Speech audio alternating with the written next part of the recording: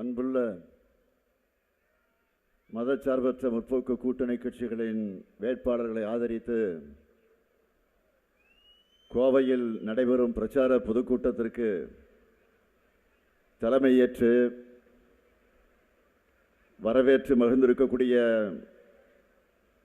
மேற்கு மண்டல கழகத்தின் பொறுப்பாளர் சட்டமன்ற உறுப்பினர் என்னுடைய இணைய சகோதரர் செயல் வீரர் செந்தில் பாலாஜி அவர்களே, தோழமை கட்சிகளை சார்ந்த தலைவர் பெருமக்கள், அருமை சகோதரர் கொங்கு ஈஸ்வரன் அவர்களே, திரு வெண்மணி அவர்களே, திரு அதிகமானவர்களே, திரு நாகை திருவள்ளுவன் அவர்களே, திரு ஜக்கையன் அவர்களே, திரு ராமகிருஷ்ணன் அவர்களே, கழகத்தின் மூத்த முன்னோடிகள், முன்னாள் அமைச்சர்கள், என்னுடைய அன்பிற்கினிய அண்ணன் கண்ணப்பன் அவர்களே, அன்புக்குரிய பொங்கலூர் பழனிசாமி அவர்களே, கோவை மாவட்ட கழகத்தினுடைய செயலாளர்கள் ரவி அவர்களே, தளபதி முருகேசன் அவர்களே, செந்தமிழ் செல்வன் அவர்களே, நாடாளுமன்ற உறுப்பினர் கணபதி ராஜ்குமார் அவர்களே, தோழமை கட்சிகளின் மாவட்ட செயலாளர்களே, மாவட்ட பொறுப்பாளர்களே, தலைமை கழகத்தின் நிர்வாகிகளே, கோவை மாவட்ட கழக நிர்வாகிகளே, பத்திரிகை மற்றும் ஊடகத்துறை சார்ந்த நண்பர்களே, வணக்கத்திற்குரிய வாக்காளர் பெருமக்களே, பெரியோர்களே, தாய்மார்களே, என் உயிரோடு கலந்திருக்கக்கூடிய தலைவர் கலைஞர் அவர்களின் உயிரினும் உயிரான அன்பு உடன்பிறப்புகளே, உங்கள் அனைவருக்கும் என்னுடைய அன்பான வணக்கம். 2021ஆம் ஆண்டு திராவிட மாடல் ஆட்சி அமைஞ்சதிலிருந்து நான் அதிக முறை வந்த மாவட்டம் எது தெரியுமா? சொல்லுங்க, தெரியுமா? இந்த கோவை மாவட்டம்தான். இன்னும் சொல்லப்போனால் ஆட்சிக்கு வந்தப்போ கொரோனா என்ற கொடிய நோய் உச்சத்தில் இருந்துச்சு. முதலமைச்சரான அடுத்த மாதமே PPE கிட் அணிந்து கொண்டு கோவை ESI மருத்துவமனையில் கொரோனா தடுப்பு பணிகளை ஆய்வு பண்ணியவன் தான் இந்த ஸ்டாலின் என்பது உங்களுக்கு தெரியும். அதிலிருந்து தொடர்ந்து பலமுறை அரசு நலத்திட்ட நிகழ்ச்சிகள், கள ஆய்வில் முதலமைச்சர் ஆய்வுக் கூட்டங்கள், தமிழ் புதல்வன் திட்ட தொடக்க விழா, உலக புத்தொழில் மாநாடு, பல்வேறு திறப்பு விழாக்கள், பல்வேறு அடிக்க நாட்டு நிகழ்ச்சிகள், ஏதாவது ஒரு விழாவுக்கு வந்துக்கிட்டு தான் இருப்பேன். கோவையும் என்னுடைய ஊர்தான் என சொல்லத்தக்க அளவுக்கு கோவையோட நான் ஒன்றி போயிருக்கிறேன். அதனால தான் இப்போ கூட நடைபெறவுள்ள சட்டமன்ற தேர்தலுக்கான முதற்கட்ட பரப்புரையிலேயே கோவைக்கு வந்துட்டேன். இப்போ வேட்பாளர்களை நான் உங்களுக்கு அறிமுகப்படுத்த போகிறேன். முதல்ல கோவை தெற்கு சட்டமன்ற தொகுதி நமது வெல்லும் வேட்பாளர் வி. செந்தில் பாலாஜி அவர்கள்,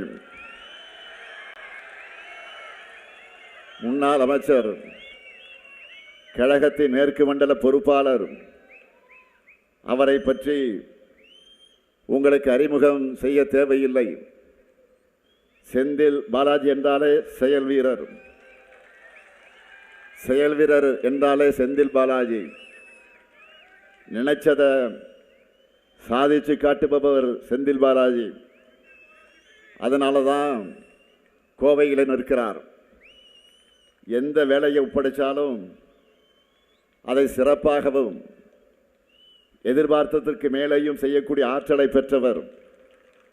அவருக்கு நீங்கள் எல்லாம் உதயசூரியன் சின்னத்தில் உங்களுடைய பொன்னான வாக்குகளை அளிக்கணும்.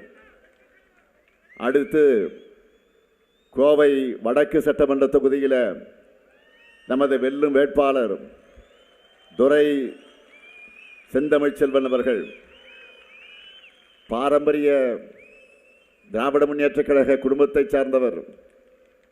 ஐடி ஊழியராக பணியாற்றியிருக்கிறார்.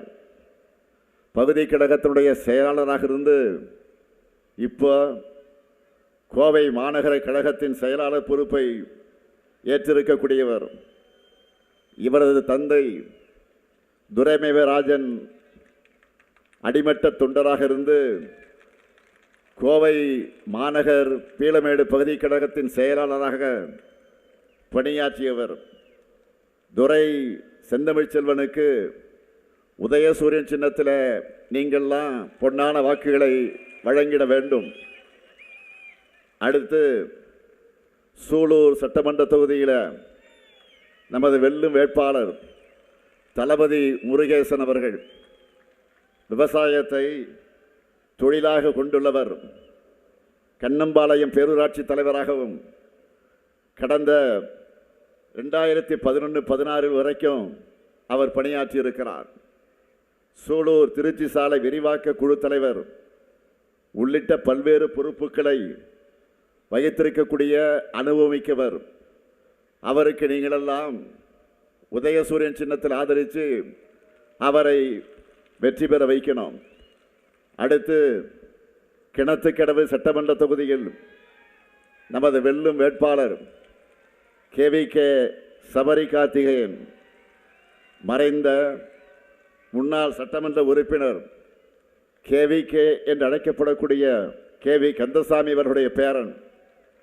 KVK அவர்கள் 3 முறை சட்டமன்ற உறுப்பினராக இருந்தவர். அவரது பேரரான சபரி கார்த்திகேயன் அவர்கள் 1998 முதல் கழக உறுப்பினராகவும் பெரியநகமம் பேரூராட்சி தலைவராகவும் பணியாற்றி இப்போ கோவை தெற்கு மாவட்ட இளைஞரணி அமைப்பாளராக இருக்கிறார். அவருக்கு உதயசூரியன் சின்னத்தில் ஆதரித்து நீங்கள் அவரை வெற்றி பெற வைக்கணும். பொள்ளாச்சி சட்டமன்ற தொகுதியில் கொங்கு நாடு மக்கள் தேசிய கட்சியை சார்ந்த வெல்லும் வேட்பாளர் திரு நித்யானந்தம் அவர்கள் இங்கு நம்முடைய மேடையில் இருக்கும் சகோதரர் ஈஸ்வரன் ஆதரவு பெற்ற வேட்பாளர். அவரால் அறிவிக்கப்பட்டிருக்கக்கூடிய வேட்பாளர். கூட்டணி கட்சியாக இருந்தாலும் நமது வெற்றி சின்னமான உதயசூரியன் சின்னத்தில் அவர் நிற்கிறார். பொள்ளாச்சி கழக உடன்பிறப்புகள் கடுமையாக களப்பணி ஆற்றி பெருவாரியான ஓட்டு வித்தியாசத்தில் அவரை வெற்றி பெற வைக்கணும். அடுத்து வால்பாறை சட்டமன்ற தொகுதியில் நமது வெல்லும் வேட்பாளர் குட்டி என்கிற சுதாகர் அவர்கள். இவரது தந்தை ஆரோக்கியம் அவர்கள் வால்பாறை நகர அவைத்தலைவராக இருந்தவர். சுதாகர் மளிகை கடை நடத்தி வருகிறார். கழகத்தின் மாணவரணியில் இருந்தவர். கிளை செயலாளர், வார்டு செயலாளர், நகராட்சியில் 2 முறை நகராட்சி தலைவராக இருந்திருக்கிறார். 2022ஆம் ஆண்டிலிருந்து வால்பாறை நகர திமுக கழகத்தின் செயலாளராக இருக்கிறார். அவருக்கு நீங்கள்லாம் உதயசூரியன் சின்னத்தில் ஆதரித்து அவரை வெற்றி பெற வைக்கணும். அடுத்து தொண்டாமத்தூர் சட்டமன்ற தொகுதி நமது வெல்லும் வேட்பாளர் NR கார்த்திகேயன் அவர்கள் கழகத்தில் மாவட்ட பிரதிநிதியாக இருக்கிறார். நரசிம்மபுரம் ஊராட்சியின் தலைவராக பணியாற்றியிருக்கிறார். 2010ஆம் ஆண்டு தமிழ்நாடு அரசின் சிறந்த ஊராட்சிக்கான உத்தமர் காந்தி விருது பெற்றவர். அவருக்கு உதயசூரியன் சின்னத்தில் பொன்னான வாக்குகளை நீங்கள் வழங்கிட வேண்டும். அடுத்து மேட்டுப்பாளையம் சட்டமன்ற தொகுதியில் நமது வெல்லும் வேட்பாளர் கவிதா கல்யாணசுந்தரம் அவர்கள். இவர் கோவையின் காவல் தெய்வமாக போற்றப்படும் அருள்மிகு கோணியம்மன் திருக்கோவிலின் அறங்காவல் குழு உறுப்பினராக இருந்தவர். இவரது கணவர் SMT கல்யாணசுந்தரம் காரமடை வடக்கு ஒன்றிய செயலராக இருக்கிறார். கவிதா கல்யாணசுந்தரம் அவர்களுக்கு மேட்டுப்பாளையத்தில் இருக்கக்கூடிய மக்கள் உதயசூரியன் சின்னத்தில் நீங்கள் வாக்கினை வழங்கி வெற்றி பெற வைக்கணும். அடுத்து சிங்காநல்லூர் சட்டமன்ற தொகுதி, கவுண்டம்பாளையம் சட்டமன்ற தொகுதி, இந்த 2 தொகுதிகளுக்கும் காங்கிரஸ் கட்சியின் சார்பில் வேட்பாளர்கள் விரைவில் அறிவிக்கப்பட இருக்கிறார்கள். சகோதரர் ராகுல் காந்தி அவர்களால் அறிவிக்கப்பட இருக்கக்கூடிய வேட்பாளர்களுக்கு கை சின்னத்தில் உங்கள் பொன்னான வாக்குகளை அளிக்க வேண்டும் என்று நான் கேட்டுக்கொள்கிறேன். அளிப்பீர்களா? ஆதரவு தருவீர்களா? உங்கள் வாக்கு உதயசூரியனுக்குத்தானே? உங்கள் வாக்கு நம்ம கூட்டணிக்குத்தானே? வெற்றி உறுதியா? உறுதியா? உறுதியா? சத்தமா? நன்றி. வேட்பாளர்கள் இப்பொழுது அமரலாம். வேட்பாளர்கள் அமரலாம். கடந்த நாடாளுமன்ற தேர்தலையும் நகர்ப்புற உள்ளாட்சி தேர்தலையும் திமுக கூட்டணிக்கு மிகப்பெரிய வெற்றியை கோவை மக்களான நீங்கள் தந்தீங்க. அது 2026 தேர்தலையும் முழு வெற்றியாக தொடரணும். இதை அன்போடு மட்டுமல்ல, முழு உரிமையோடு கேட்கிறேன். ஏன் தெரியுமா? திராவிட மாடல் ஆட்சியில் கடந்த 5 ஆண்டு காலத்தில் அந்த அளவுக்கு இந்த மேற்கு மண்டலத்திற்கு, குறிப்பாக கோவைக்கு பல்வேறு சாதனை திட்டங்களை நாங்கள் செஞ்சிருக்கிறோம். உண்டா இல்லையா? அந்த உரிமையில தான் உங்ககிட்ட முழு வெற்றியை கொடுங்கன்னு கேட்கிறேன். எல்லாத்தையும் சொல்ல நான் விரும்பல, நேரம் இல்லை. அதனால் சில பெரிய திட்டங்களை மட்டும் ஹைலைட்டாக சொல்ல விரும்புகிறேன். கோவையில் தினமும் ஆயிரக்கணக்கில் மக்கள் கூடி மகிழக்கூடிய செம்மொழி பூங்கா, அடுத்து தமிழ்நாட்டிலேயே நீளமான ஜிடி நாயுடு மேம்பாலம். இந்த பாலத்தை சின்னியம்பாளையம் முதல் நீலாம்பூர் வரை இன்னும் 5 கிலோமீட்டருக்கு நான் நீட்டிக்க போகிறோம். எப்போ? ஆட்சிக்கு வந்ததுக்கு பின்னால். ஆர்எஸ்புரம் மாநகராட்சி மேல்நிலைப் பள்ளியில் உலகத்தரத்தில் ஹாக்கி மைதானம். இதேபோல் ஆத்துப்பாலம் முதல் உக்கடம் சந்திப்பு ஒப்பனக்கார வீதி வர உயர்மட்ட மேம்பாலம். இருகூர் பீளமேடு ரயில் நிலையங்களுக்கு இடையே சாலை மேம்பாலம். பில்லூர் 3ஆம் குடிநீர் திட்ட பணிகள். கோவை விளாங்குறிச்சியில் எல்காட் தகவல் தொழில்நுட்ப மையம் நவீனமயமாக்கப்பட்டு தகதகன்னு ஜொலிக்கக்கூடிய உக்கடம் பேருந்து நிலையம். விசைத்தறி மற்ற சிறு தொழில்களுக்கு மின் கட்டணம் குறைக்கப்பட்டிருக்கு. விசைத்தறிக்கு 1000 யூனிட் இலவச மின்சாரம் வழங்கப்படுது. கோவை வெள்ளலூர் பகுதிகளில் தொல்லியல் ஆய்வுகள் நடக்க இருக்கு. கோவை குறிச்சி தொழிற்பேட்டையில் தங்க நகை பூங்கா அமைக்க அடிக்கல் நாட்டப்பட்டிருக்கு. இது எல்லாத்துக்கும் மேலே கோவை காந்திபுரத்தில் 300 கோடி ரூபாயில் பெரியார் அறிவுலகம் கட்டுமான பணிகள் முடிஞ்சு தேர்தல் ரிசல்ட் வந்ததற்கு பிறகு உங்களால் நான் முதலமைச்சராக பொறுப்பேற்று விரைவில் முதல் நிகழ்ச்சியாக அந்த நிகழ்ச்சி தான் என்பதை நான் பெருமையோடு தெரிவிக்க விரும்புகிறேன்.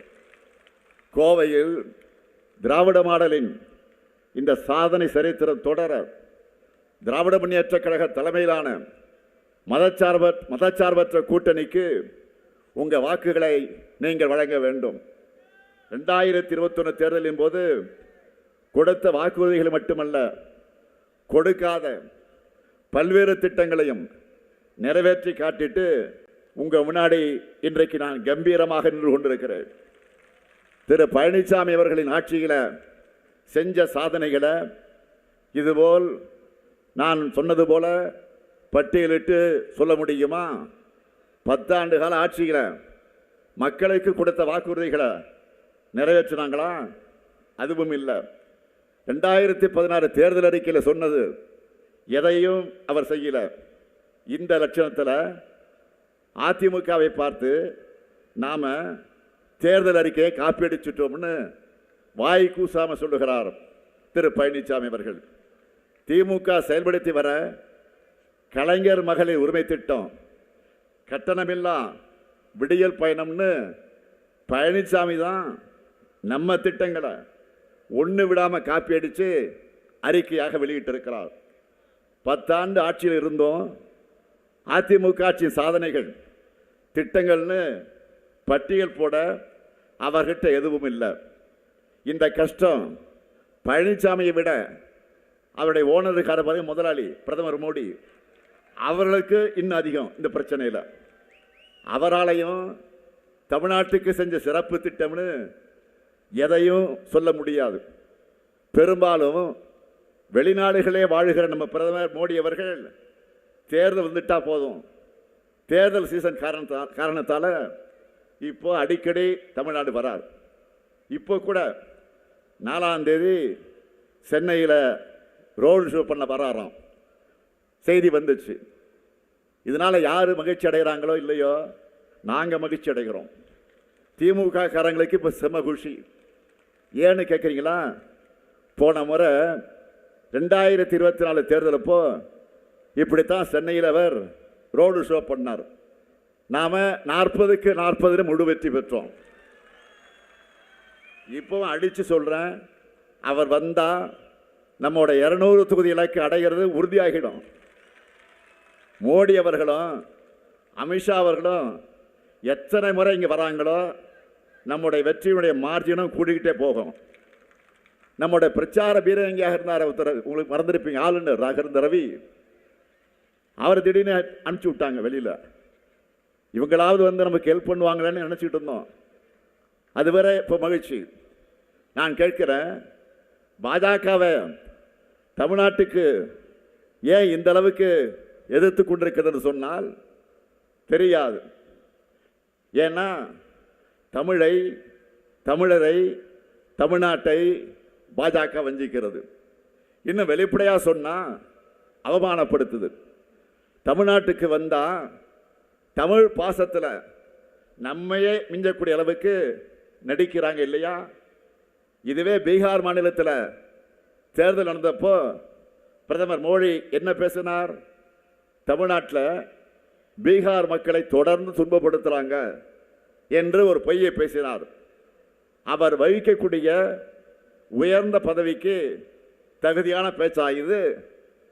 தமிழ்நாட்டுக்கு வாக்கு கேட்க வந்தபோது நீங்கள் இதை பேசினீர்களே, இப்போ தமிழ்நாட்டுக்கு நீங்கள் வாக்கு கேட்க வர போறீங்க.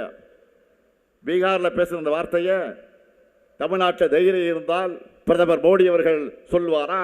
இதைத்தான் நான் கேட்கிறேன். தமிழ்நாட்டில் பல்வேறு இனம், மொழி, மாநிலங்களை சார்ந்த மக்கள் அமைதியாக வாழ்ந்து கொண்டிருக்கிறார்கள், நிம்மதியாக இருக்கிறாங்க. இப்படி வந்தாரை வாழ வைக்கக்கூடிய நம்மை பார்த்து அபாண்டமா பழி போட்டவர் தான் பிரதமர் மோடி அவர்கள். ஒன்றியத்தில் ஒரு கல்வி அமைச்சர் இருக்கிறார். யார்? மிஸ்டர் தர்மேந்திர பிரதான் அவர்கள். அவர் இதைவிட மோசமாக பேசினார். நாடாளுமன்றத்திலேயே பேசினார். தமிழர்கள் நாகரிகமற்றவர்கள் பேசினார். நாம் எதிர்த்து குரல் கொடுத்த பிறகுதான் பணிந்து மன்னிப்பு கேட்டார். ஒடிசா மாநிலத்திலேயும் தமிழர்களை எப்படியெல்லாம் அசிங்கப்படுத்தினாங்க, மறக்க முடியுமா? நம்மை கேவலப்படுத்தி விளம்பரங்கள் எல்லாம் எடுத்து வெளியிட்டாங்க. அதை விட கொடுமை என்ன தெரியுமா? பூரி ஜெகநாதர் கோயிலில் இருக்க வேண்டிய கருவூலச்சாவியை தமிழ்நாட்டுக்கு போயிடுச்சு அப்படின்னு சொல்லி தமிழர்களை திருடர்களாக சித்தரித்து பேசினார். குடியரசு அணிவகுப்பில் மருது சகோதரர்கள், வேலுநாச்சியார், வ.உ.சி., பாரதியார் ஆகியோரின் உருவங்கள் இடம்பெற்ற தமிழ்நாடு அரசினுடைய அலங்கார ஊர்திக்கு இடமில்லைன்னு மறுத்தாங்க. இதனால தான் தமிழ்நாட்டில் உங்களுக்கு இடம் இல்லை என்று எங்கள் மக்கள் சொல்கிறாங்க. இன்னும் இருக்கு. கர்நாடகத்தை சார்ந்த ஒன்றிய அமைச்சர் சோபா அவர்கள் தமிழ்நாட்டிலிருந்து வந்து கர்நாடகாவில் வெடிகுண்டு வைக்கிறாங்கன்னு பேசி பிரச்சனை ஆன பிறகு மன்னிப்பு கேட்டாரா இல்லையா? இதெல்லாம் தான் பாஜகவினுடைய உண்மையான குணம். தமிழ் மீது வெறுப்பு ஊறி போய் இருக்கக்கூடிய குணம் அவர்களுக்கு. கோவை மதுரைக்கான மெட்ரோ ரயில் திட்டங்களை கூட நிராகரித்திருக்கக்கூடிய அரசு தான் இன்றைக்கு இருக்கக்கூடிய ஒன்றிய பாஜக அரசு 20 லட்சம் மக்கள் தொகை இல்லைன்னு சொல்லி இருக்காங்க. 2011ஆம் ஆண்டு மக்கள் தொகை கணக்கெடுப்பு வச்சு அப்படி சொல்கிறாங்க. இப்போ நடக்கிறது 2026. மக்கள் தொகை இப்போ வெகுவாக கூடியிருக்கு. இன்னும் சொன்னால் இந்த திட்டத்திற்கு பணம் ஒதுக்கி அதை நிறைவேற்றி முடிக்கும் போது 2035ஆம் ஆண்டே ஆகியிருக்கும். அப்போ கோவை மதுரை மக்கள் தொகை இவங்க சொல்கிற 20 லட்சத்தை எல்லாம் தாண்டி இருக்கும். இதெல்லாம் அவங்களுக்கு தெரியாதுன்னு நினைக்கிறீங்களா? நல்லா தெரியும். தெரிஞ்சே தான் கோவைக்கும் மதுரைக்கும் மெட்ரோ ரயில் திட்டம் கிடையாதுன்னு பாஜக மறுக்குது. ஆளே இல்லாத கடையில் டீ காத்துற மாதிரி ஆக்ராவில் மெட்ரோ விட்டு இருக்கு பாஜக. ஆக்ராவில் மெட்ரோ விட்டு இருக்கு. ஆக்ரா மக்கள் தொகை எவ்வளவு? 16 லட்சம் தான். ஆனால் அங்கே மெட்ரோவுக்கு அனுமதிக்கிறாங்க. இதே போல தான் பாட்னா, போகல் ஆகிய நகரங்களே அனுமதி தந்திருக்கிறாங்க. ஆனால் கோவைக்கும் மதுரைக்கும் மறுக்க வேண்டிய அவசியம் என்ன? காரணம் என்ன? இந்த 2 நகரமும் தமிழ்நாட்டில் இருக்கிற காரணத்தால் தான். தமிழ்நாட்டை பார்த்தா பாஜகவுக்கு எப்படி தெரியுது? பாஜகவுக்கு வாக்களிக்காதது என்ன பாவ செய்யலாம்? கோவையை கைப்பற்ற வேண்டும் என்று பாஜக துடிக்குது. கோவை மக்களுக்கு இப்படி அநீதி இழைச்சிட்டு எந்த முகத்தோட நீங்கள் கோவைக்கு வரீங்க? தேர்தல் நேரத்தில் மட்டும் இவங்களுக்கு தமிழ்நாடு நினைவுக்கு வரும். ஒன்றிய பட்ஜெட் தயாரிக்கிற போது தமிழ்நாட்டை மொத்தமாக மறந்துடுவாங்க. இயற்கை பேரிடருக்கு நிவாரண நிதி தருகிற போது தமிழ்நாடு நினைவுக்கு வராது. இப்படியெல்லாம் நீங்கள் தமிழ்நாட்டை பழிவாங்குகிற காரணத்தால் தான் எங்கள் மக்களும் வாக்குச்சாவடிக்கு போகும்போது பாஜக நினைவுக்கு வராது. இனியும் வரக்கூடாது. நீங்கள் என்னதான் திட்டம் போட்டு எங்கள் வளர்ச்சியை தடுத்தாலும் என் மக்களுக்கான திட்டங்களை இந்த முத்துவேல் கருணாநிதி ஸ்டாலின் கொடுத்துக்கிட்டே இருப்பான். நம்ம திராவிட மாடல சாதனைகளை நாம் வெற்றியாக படைச்சுக்கிட்டே இருப்போம். இவற்றோட தொடர்ச்சியாக அடுத்த 5 ஆண்டுகளில் திராவிட மாடல் 2.0 ஆட்சியில் என்னென்ன செய்ய போகிறோன்னு தேர்தல் அறிக்கை வெளியிட்டு இருக்கிறோம். இந்த தேர்தலுடைய அறிக்கை என்பது இந்த தேர்தலில் இதுதான் சூப்பர் ஸ்டார் திமுக தேர்தல் அறிக்கை. அந்த அறிவிப்புகளை நீங்களெல்லாம் பார்த்தீங்களா இல்லையா? 2030ஆம் ஆண்டுக்குள்ள தமிழ்நாட்டை மொத்தமாக எப்படி மாற்றி அமைக்க போகிறோம் என்பதற்கான தெளிவான செயல் திட்ட அறிக்கையாக திமுகவுடைய தேர்தல் அறிக்கை அமைஞ்சிருக்கு. நம்ம கவர் பண்ணாத செக்டாரே இல்லை. ஹைலைட்டாக பெரும் வரவேற்பு பெற்றிருக்கக்கூடிய சில வாக்குறுதிகள் மட்டும் நான் சொல்ல விரும்புகிறேன். இந்தியாவுக்கே மாடலாக இருக்கக்கூடிய மகளிர் உரிமை தொகை இனி மாதம் 1000 ரூபாய் அல்ல, மாதம் 2000 ரூபாய் எல்லோருக்கும். மகிழ்ச்சி தானே? மகிழ்ச்சியா இல்லையா? அதுக்கான ட்ரெய்லர் தான் கோடைக்கால சிறப்பு நிதி சேர்த்து அண்மையிலே கொடுத்த 5000 ரூபாய். அதே போல் புதுமை பெண் தமிழ் புதுவன் திட்டத்தில் கல்லூரிக்கு போகக்கூடிய மாணவர்களுக்கு இப்போ மாதந்தோறும் 1000 ரூபாய் வழங்கிட்டு வரோம். இனி அதை 1500 ரூபாயாக உயர்த்தி வழங்க போகிறோம். அதே போல் காலை உணவு திட்டத்தை 8ஆம் வகுப்பு வரை விரிவுபடுத்த போகிறோம். ஏற்கனவே 19 லட்சம் குழந்தைகள் சாப்பிட்றாங்க. ஆனால் இப்பொழுது இன்னும் 17 லட்சம் மாணவர்களுக்கு சூடான சுவையான உணவு பள்ளிக்கூடத்தில் கிடைக்கப் போகுது. எல்லாவற்றுக்கும் மேலாக இல்லத்தரசிகள் ஒவ்வொருத்தரும் மகிழ்ச்சி அடைகிற மாதிரி ஒரு அல்டிமேட் அறிவிப்பை வெளியிட்டு இருக்கிறோம். அது என்ன சொல்லுங்க? 8000 ரூபாய் கூப்பன். எதுக்கான கூப்பன்? இல்லத்தரசிகளான நீங்கள் உங்களுக்கு தேவையான வீட்டிற்கு தேவையான உபயோகப் பொருளை உங்கள் ஊரில் உங்களுக்கு விருப்பமான கடையில் உங்களுக்கு பிடிச்ச மாதிரி வாங்கிக் கொள்வதற்கான கூப்பன். புது பொருளாகவோ இல்லை பழைய பொருளை கொடுத்துட்டு எக்ஸ்சேஞ்சோ, எல்லாமே உங்கள் சாய்ஸ் தான்.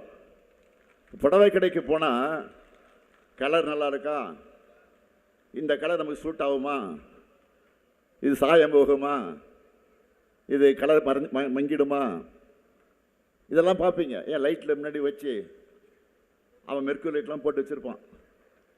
அதெல்லாம் பார்த்து தொட்டு பார்த்து தடவி பார்த்து இது சிலுக்கா, நைலக்ஸா, காட்டனா, இந்த கேள்வியெல்லாம் கேட்டு இதெல்லாம் உனக்கு அனுபவம் எப்படின்னு கேட்டுறாதீங்க, இயல்பை சொல்லலாம். ஆக இப்படி ஒரு புடவை வாங்க. அதே போல் இப்போ உங்கள் சாய்ஸ் தான். Washing machine, fridge, TV, grinder, mixie, microwave அவன், மின் அடுப்பு. ஆக எந்த பொருளையும் நீங்கள் வாங்கிக்கலாம், உங்களுடைய சாய்ஸ் தான். இன்றைக்கி தமிழ்நாடு முழுக்க இந்த திட்டத்தை பற்றி தான் எல்லாரும் பேசிக்கிட்டு இருக்காங்க. நாங்கள் ஏற்கனவே செயல்படுத்துகிற திட்டங்களுக்கு பேரை, அந்த பேரை மட்டும் மாற்றி இன்றைக்கி அதிமுகவுடைய தேர்தல் அறிக்கையை வெளியிட்ட எதிர்க்கட்சி தலைவர் பழனிசாமி அவர்கள் கூட நினச்சிருப்பார், இன்னும் சில நாட்கள் பொறுத்திருந்து பார்த்து அறிவிச்சிருக்கலாமோ அப்படின்னு புலம்பிட்டு இருப்பார். இப்போ அந்த அளவுக்கு நம்ம இல்லத்தரசி திட்டம் எல்லா இல்லத்துக்கும் போய் சேர்ந்திருக்கு. அதே போல் உலகுக்கே உணவளிக்கக்கூடிய உழவர்களை மகிழ்விக்க ஒரு மாபெரும் அறிவிப்பை வெளியிட்டிருக்கிறோம். இலவச மின்சாரம் பெறக்கூடிய 20 லட்சத்துக்கும் மேற்பட்ட விவசாயிகளுக்கு எந்தவித மீட்டரும் பொருத்தப்படாத நவீன மின்சார பம்பு செட்டுகள் வழங்கப்படும். எல்லாரும் பழைய பம்பு செட்டு வச்சிருப்பீங்க, சிலது அடிக்கடி ரிப்பேர் ஆகும். அதை நம்மளுடைய திராவிட மாடல் ஆட்சியில் அரசே இனி வாங்கி தரும். இதனால் விவசாயிகள் மட்டுமல்ல, கோவையில் நலிந்திருக்கக்கூடிய மோட்டார் தயாரிக்கக்கூடிய தொழிலும் சிறக்க போகுது. இந்த கூட்டத்திற்கு வருவதற்கு முன்பே இந்திய பம்பு உற்பத்தியாளர் சங்கத்தில் எனக்கு நன்றி சொல்லிட்டு போனாங்க. நெல் கொள்முதல் விலை குவிண்டால் ஒன்றுக்கு 3500 ரூபாயாக உயர்த்தி வழங்கப்படும். பால் கொள்முதல் விலை லிட்டர் ஒன்றுக்கு 5 ரூபாய் உயர்த்தி வழங்கப்படும். முதியோர் உதவித்தொகை இனி மாதம் 2000 ரூபாயாக உயர்த்தி வழங்கப்படும். மாற்றுத்திறனாளிகளுக்கான உதவித்தொகை 2500 ரூபாயாக உயர்த்தி வழங்கப்படும். மகளிர் சுய உதவிக்குழு அந்த சகோதரிகளுக்கு ஒரு அறிவிப்பு. இங்கெல்லாம் நிறைய பேர் வந்திருப்பீங்க. உங்களை எல்லாம் பிஸ்னஸ் உமனா முன்னேற்ற வேண்டும் என்ற அந்த வகையில் சூரிட்டி எதுவும் இல்லாமலேயே 5 லட்சம் ரூபாய் வரை மானியத்தோடு வங்கி கடன் வழங்கப்படும். உயர்கல்வி படிக்கிற 35 லட்சம் மாணவர்களுக்கு அடுத்த 5 வருஷத்துக்குள்ள லேப்டாப் வழங்கப்படும். அனைத்து சட்டமன்ற தொகுதிகளிலையும் முதல்வர் படைப்பகங்கள் அமைக்கப்படும். மாவட்ட மற்றும் வட்ட அளவிலான அரசு மருத்துவமனைகளில் டயாலிசிஸ் சிகிச்சைக்கான கருவிகள் 2 மடங்காக்கப்படும். நான் முதல்வன் 2.0 திட்டத்தையும் அறிவிச்சிருக்கிறேன். இதன் மூலம் உயர்கல்வி முடித்த 5 லட்சம் இளைஞர்களுக்கு 1500 ரூபாய் மாத உதவித்தொகையும் கொடுத்து வேலை வாய்ப்புக்காக 6 மாதம் திறன் பயிற்சியும் கொடுக்க போகிறோம். அதே போல் தொழிற்சாலைகள் அதிகமுள்ள நகரங்களில் பெண்கள் வேலைக்கு செல்வதை எளிதாக்கக்கூடிய வகையில் 1000 குழந்தைகள் காப்பகங்களை நாங்கள் உருவாக்கப் போகிறோம். தொழில் வளர்ச்சியில் சிறந்து விளங்கக்கூடிய மேற்கு மாவட்டங்களுக்கான சிறப்பு வளர்ச்சி திட்டம் உருவாக்கப்படும். இதை மிகப்பெரிய புரட்சிகர திட்டமாக நான் பார்க்கிறேன். செயல்பாட்டுக்கு வரும்போது நீங்களும் அதை நன்றாக உணர்வீங்க. அதே போல உங்கள் கனவை சொல்லுங்க. அந்த திட்டத்தினுடைய தொடக்க விழா நிகழ்ச்சியில் ஒரு சகோதரி மேடை ஏறி வந்து என்கிட்ட உரிமையாக ஒரு கோரிக்கை வச்சாங்க. என்னன்னா, பிசி எம்பிசி அந்த வகுப்புகளை சார்ந்திருக்கக்கூடிய மகளிருக்கு கடனுதவி வழங்குகிற திட்டம் வேணும் அப்படின்னு கோரிக்கை வச்சாங்க. அதுக்காக டாப் செட்கோ அமைப்பு ஏற்கனவே செயல்பட்டு வந்தாலும் திராவிட மாடல் 2.0 அதை இன்னும் உயர்த்தி பிற்படுத்தப்பட்டோர், மிகவும் பிற்படுத்தப்பட்டோர், சீர்வரவினர் ஆகியோர் தொழில் தொடங்க உச்சவரம்பு 30 லட்சம் ரூபாயாக உயர்த்தப்படும் வாக்குறுதி தந்திருக்கிறார். டாம்கோ மூலம் சிறுபான்மையினருக்கு இதே போன்ற செயல் திட்டம் செயல்படுத்தப்படும். பெண்களின் பாதுகாப்புக்காக அனைத்து நகரங்களுக்கும் பிங்க் பேட்ரோல் வாகனங்கள் விரிவுபடுத்தப்படும். மகளிர் சுய உதவிக்குழு பெண்கள் ஷேர் ஆட்டோ வாங்க மானியத்தோடு கூடிய வங்கி கடன் பெற்று தரப்படும். கலைஞர் கனவு இல்லம் உள்ளிட்ட திட்டங்கள் மூலமா வீடற்ற ஏழைகளுக்கு அடுத்த 5 வருஷத்தில் 10 லட்சம் வீடுகள் கட்டித்தரப்படும். முக்கியமான அனைத்து அரசு சேவைகளையும் ஒரே செயலில், அதாவது ஒரு சூப்பர் ஆப்பில் பெற வழிவகை செய்யப்படும். இப்படி இன்னும் பல வாக்குறுதிகளை கொண்ட தேர்தல் அறிக்கையை நான் வெளியிட்டிருக்கிறேன். நான் ஏற்கனவே சொன்ன மாதிரி இந்த அறிக்கை தான் 2026 தேர்தல் களத்தோட சூப்பர் ஸ்டார். நாங்கள் சொன்னால் செய்வோம், செய்வதைத்தான் சொல்வோம். கலைஞரின் மகனான நான் சொன்ன வாக்குறுதிகளை மறக்கவும் மாட்டேன், மறுக்கவும் மாட்டேன். நாங்கள் ஒரு ப்ராமிஸ் பண்ணால் கண்டிப்பாக அதை டெலிவர் பண்ணிடுவோம். கோவை மக்களான நீங்கள் இந்த முறை 10க்கு 10 வெற்றியை திமுகவுக்கு, மதச்சார்பற்ற முற்போக்கு கூட்டணி கட்சிகளுக்கு வழங்கணும். நீங்கள் வழங்குகிற வாக்கு என்பது ஒரு கூட்டணிக்காக மட்டுமல்ல, கூட்டணிக்காக வழங்குகிற வாக்கு மட்டுமல்ல, தமிழ்நாட்டுடைய வளர்ச்சிக்காக வழங்குகிற வாக்கு. பரந்துராதிங்க. பொருளாதார வளர்ச்சியில் நம்பர் 1 ஆடைகள், காலணிகள், மின்னணு பொருட்கள் ஏற்றுமதியில் நம்பர் 1. இப்படி இந்திய அளவில் சாதிச்சுட்டு நாங்கள் வாக்கு கேட்க வந்திருக்கிறோம். ஆனால் கலவரம் பண்ணால ஜெயிச்சிடலான்னு நினைக்கிற கட்சிக்கு தமிழ்நாடு தக்க பதிலடி தந்தாகணும். தருவீங்க தானே? உறுதியா? நிச்சயமா? சத்தியமா? சொல்ல. நன்றி. மீண்டும் சொல்கிறேன், தமிழ்நாடு அணியா டெல்லி அணியா என்ற இந்த ஜனநாயக போரில் அரசியல் விருப்பு வெறுப்புகளுக்கெல்லாம் அப்பாற்பட்டு நம்முடைய தாய் தமிழ்நாட்டை காக்க கோவையில் உள்ள எல்லாரும் திமுக தலைமையிலான மதச்சார்பற்ற முற்போக்கு கூட்டணியைத்தான் ஆதரிக்கணும். அதற்கு கோவை தெற்கு சட்டமன்ற தொகுதியிலே வெற்றி வேட்பாளர் சகோதரர் செந்தில் பாலாஜிக்கும், கோவை வடக்கு சட்டமன்ற தொகுதியில் வெற்றி வேட்பாளர் செந்தமிழ் செல்வனுக்கும், சூலூர் சட்டமன்ற தொகுதியில் போட்டியிடக்கூடிய வெற்றி வேட்பாளர் தளபதி முருகேசன் அவர்களுக்கும், பொள்ளாச்சி சட்டமன்ற தொகுதியிலே கொங்கு நாடு மக்கள் தேசிய கட்சியை சார்ந்த வெற்றி வேட்பாளர் நித்யானந்தம் அவர்களுக்கும், வால்பாறை சட்டமன்ற தொகுதியிலே வெற்றி வேட்பாளர் சுதாகருக்கும், தொண்டாமுத்தூர் சட்டமன்ற தொகுதியிலே வெற்றி வேட்பாளர் என்ஆர் கார்த்திகேயனுக்கும், மேட்டுப்பாளையம் சட்டமன்ற தொகுதியிலே வெற்றி வேட்பாளர் கவிதா கல்யாண சுந்தரத்துக்கும், இந்த 8 பேருக்கும் உதயசூரியன் சின்னத்தில் வாக்களித்து பெருவாரியான வாக்கு வித்தியாசத்தில் வெற்றி பெற வைக்கணும். அது மட்டுமல்ல, சிங்கானல்லூர் சட்டமன்ற தொகுதியிலும் கவுண்டமாலம் சட்டமன்ற தொகுதியிலையும் அறிவிக்க இருக்கக்கூடிய காங்கிரஸ் கட்சி சார்பில் போட்டியிட இருக்கக்கூடிய கை சின்னத்தில் வாக்களித்து பெருவாரியான வாக்கு வித்தியாசத்தில் வெற்றி பெற வைக்கணும். உடனுக்குடன் செய்திகளை தெரிந்து கொள்ள சன் நியூஸ் பெல் ஐகானை கிளிக் பண்ணுங்க.